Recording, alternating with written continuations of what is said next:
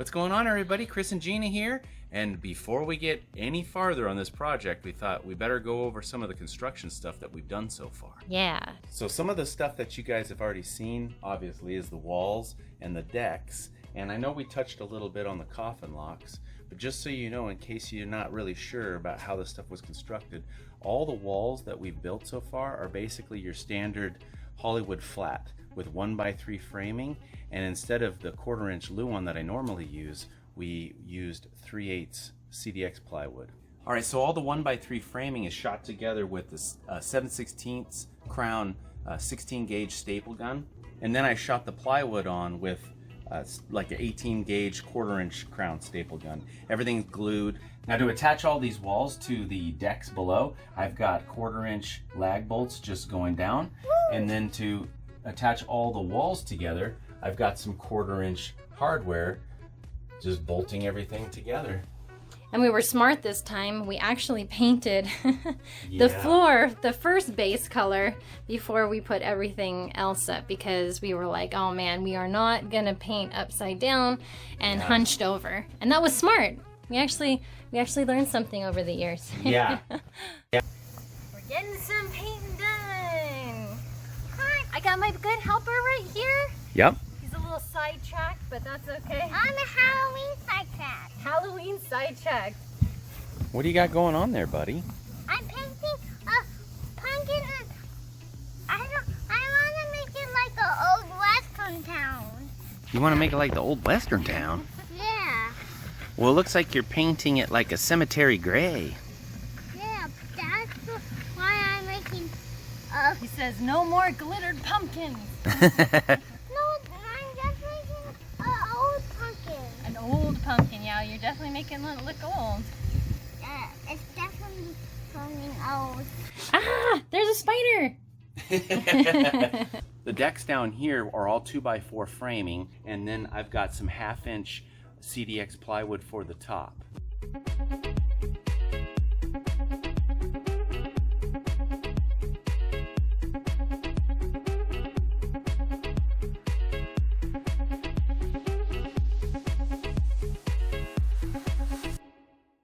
Now to put these together, because I can't get underneath the decks to bolt them together, in the past what we've done is we've bolted all the floors together and then laid it down, or with the haunted house we used some of our clamps.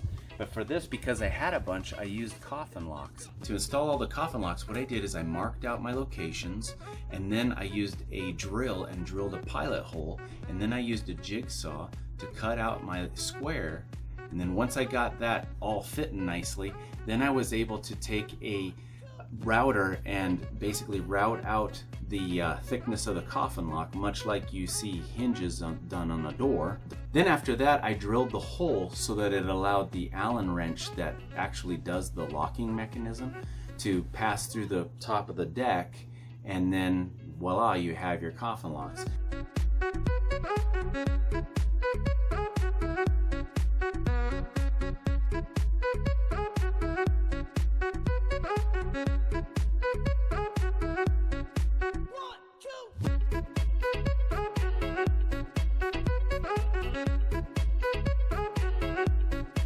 I've got 3 coffin locks locking in the decks.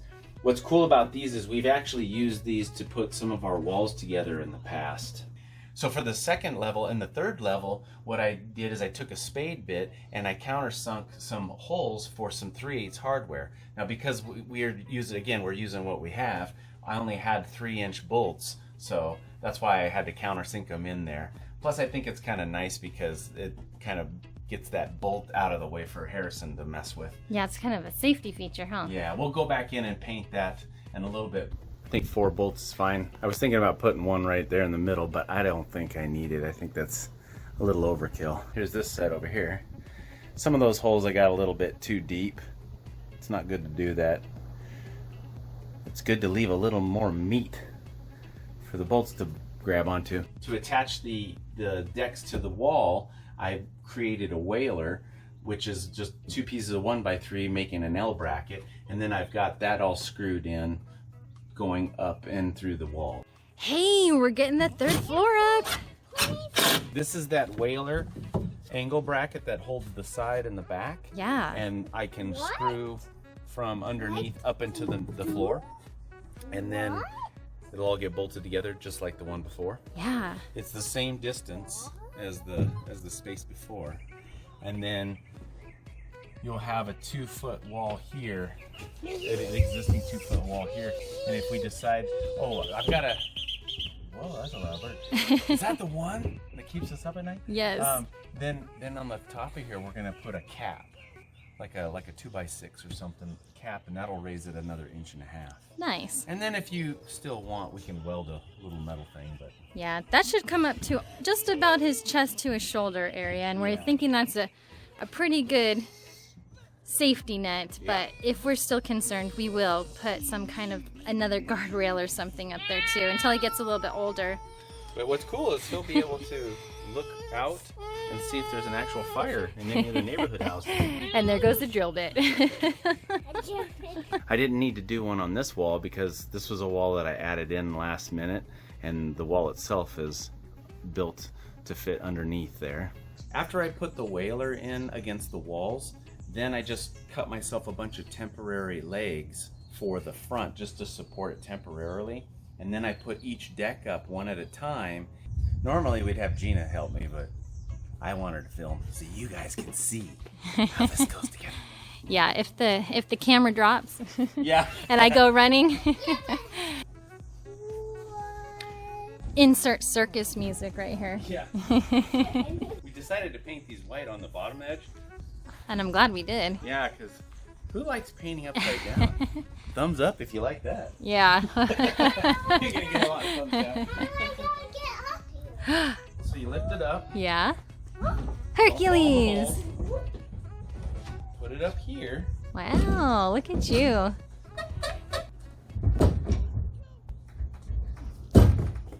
Nice. Yeah, check this out. Woo! Yeah, Oh no, my squares aren't lined up. Oh, that's on purpose though, you little rascal. Once I got all those in place, then I went through and clamped them all together, made sure they were lined up on the top using the little hammer and screw method, and screwing temporary pieces of plywood to the top.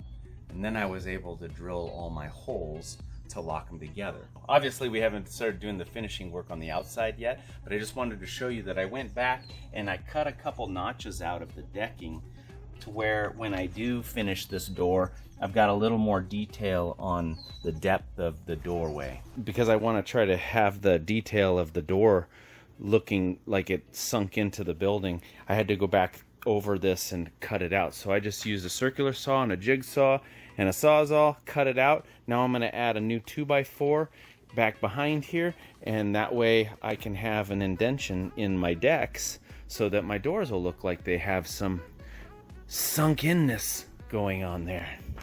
It's a little extra work, but the payoff is worth it. Got the little 1/2-inch blocks in right there, and then I ran a 2x4 all the way across, locked it in at this point, got a couple spacers to give it some strength, zipped it in there. Now I just have to flip this over and screw my plywood into the top, but that's it. Now I have a sunken section for that door so it looks right.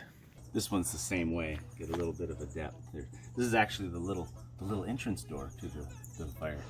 Wee little door. Harrison's got to eat a little Alice in Wonderland bottle and put it in that one. And there's a severed foot hanging in the entrance right now. Because you know, every Ghostbusters house needs one. If anybody wants a little more detail on some of the wall construction or deck construction, we'll put some links below for some of the flat building videos that we've made in the past. Yeah, they're easy. I can actually do them. Alright, so even though all these decks are bolted together, I still had an issue of the decks kind of doing the rolling thing. So what I did is I took a couple pieces of scrap steel that I had, and I C-clamped them at all the seams, making it one solid piece. And then I took some 2x4s, and I just ran the whole length of the decking, screwed it in with some 3-inch screws, and that helps lock this whole thing together and makes it even more sturdy. I did that on each level. The other reason that I like adding this is it's going to give me some more space to add a faux beam around this, kind of beef it up a little bit more so it looks more substantial than just a skinny 2x4. You definitely have to have a lot of clamps to do a project like this. got them all over the place. I used a jigsaw and a drill to drill a pilot hole again, and I cut out some holes for my 2x4. Now these are 12 foot tall. They slide down through all the levels, and then once I got them all in place and I made sure that my height was right, I used a 3/8 lag bolt down there and 3/8 through bolts on these two levels. Got it all locked in. To drill holes like this, I use the Joker bit. This stuff is just all temporary guardrails for Harrison. But these holes that you see up here, the center holes are the holes for where the ladders are going to be to go to each level. Yeah, there's one there and one there. Here. We don't have the ladder in place now. And then the other two holes, what we did is we had some scrap pieces of plexiglass, 1/2 inch thick, and we decided to make some skylights, and it's safe enough to actually walk on. But what's cool is it's kind of like our little homage to the Real Ghostbusters grate where you can pour the slime in, or also to the scene in Ghostbusters where the ghosts are busting through the roof. Like we kind of were like, well, how do we make a hole, doing that and stuff. So maybe we can paint some kind of a decal or something on there, huh? Now, normally I would have just used 1x3 for the inside edge that the plexiglass actually rests on, but because I have so many 2x4s over there, I'm just burning through them. The only drawback is that it's going to create a heavy deck, but you know what? You can't have everything perfect. The cool thing is it'll be a lot stronger anyway, so let's see if the plexiglass piece fits. Are you gonna clean it up a little bit? Yeah. It looks like it got slimed. Yeah, I still have to polish it and clean it up. It's got a few scratches from walking on it. Fun! Let me jump down. Oh no, here comes a ghost now. Oh, phew, it's just Chris. Because this is used plexiglass from another job that we worked on, I've got to go through and polish it. Also, too, what I'll do is I've got to trim it down, make it a little bit smaller, because when the sun hits it, it kind of expands a little bit. I got it too tight in there. But when I drill some holes to put the screws into the 2x4 framing, I just got to make sure that the holes are a lot larger than the screws so it doesn't crack and break. What's nice is it lets some light in here. Yeah, it's fun, right? Little skylights. I wonder if Harrison will have fun walking on it. Oh yeah, I'm sure. It's gonna be cool too, because if you wanted to lay down here and look at the stars or the rain or whatever, yeah, if it ever rains here. So when we first designed this thing, we just did the two sides, and then we were like, okay, for this side, we're not really sure what we're gonna do. We didn't know if we were gonna go the full length, which is kind of where I was leaning towards, and Gina was like, hey, this thing's big enough. Yeah. Let's slow down. So now that we have decided to just keep it the way it is, on this end, we know that we're going to do the tube slide coming out here. One of the things we wanted to do was incorporate the Marshmallow Man.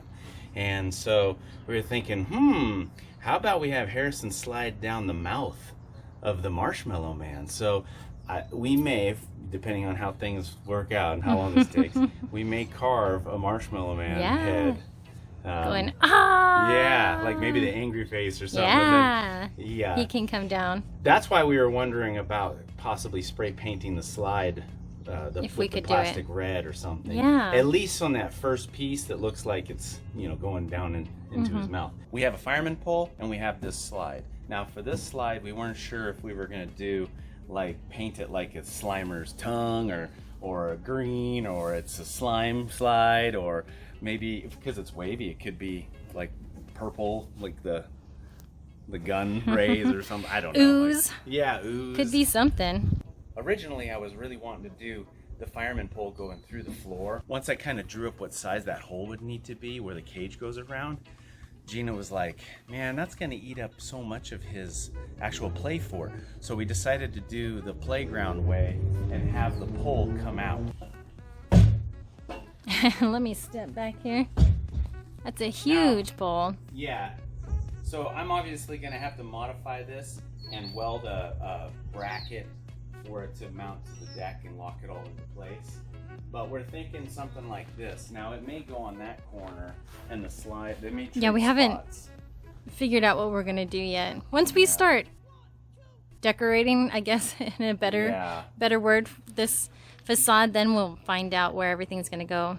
We also plan on making a detached swing set, or have the swing set on the other side, coming off the side of the building, and we'll try to theme and customize that swing set as well. Yeah. Maybe incorporate a climbing wall. Oh yeah, totally. Now on this first level, we may have to take some of Harrison's little haunted house decorations out temporarily, but the plan is to skin the inside of these walls and paint it like the first level of the Ghostbuster Firehouse with the white and green tile. We probably won't go into making the tile, you know, the actual tile square detail. We'll at least have the color scheme with the stripes and stuff. Now, we also have these old electrical boxes, and the plan was to kind of create the shut-off station with all the pipes, and then a containment unit right here. Now that window is going to be a faux window for the other side, so that won't be there.